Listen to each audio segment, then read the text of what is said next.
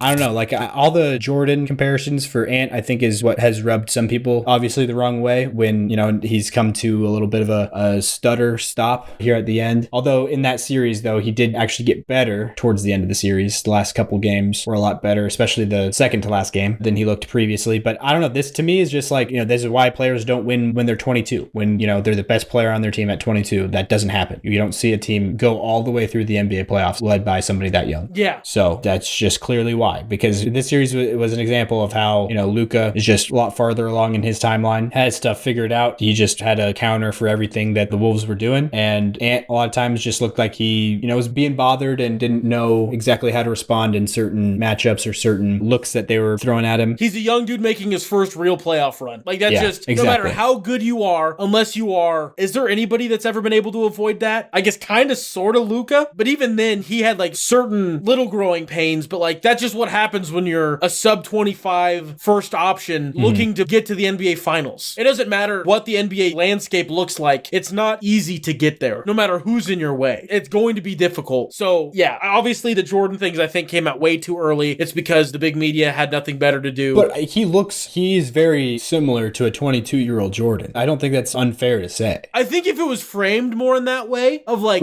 How is it not though? Isn't that the way... It didn't feel framed in that way. People are saying baby Jordan. But when people say like baby Jokic and referring to Şengün, like Şengün, I'm very pro that. Do you think I call him baby Jokic? Yes, but I'm saying, is it because they're saying this is how Jokic was at that whatever age Şengün is? Yeah, it's literally the comparisons that they put up on the screen whenever they do like on the broadcast where it's like, oh, baby Jokic, look at what Jokic was doing. Baby Jokic or baby any player is like, it's that player at their trajectory. It's like, I guess, maybe that's just not the way that I look at it. In my brain, it's like saying like, not great value. I don't know. To me, baby, that's the difference between those things. His baby X player on that line is like a young infant version of that player is going to become that player, maybe. Hopefully, best case. So then how many years do we have until Ant has like 45 a game? You mean like 37 a game? Or maybe it was the playoffs he had 45 a game. Or a series. In a series, yeah. I think Jordan has had that on a series, probably. Something like that, at least. But when he had that like 37 a game, 2 steals, how many years are we out from Ant doing that? I don't know how old Jordan was when he did that. What was Jordan's best season? You asked me a lot of different questions in a row. Okay, so 88 was the year that he averaged 37 a game, I think. Either 88 or 87. And 88 is oftentimes looked at as Jordan's best season. Individually. Obviously, he won a lot of championships in other years. Yeah, but as an individual regular season, 88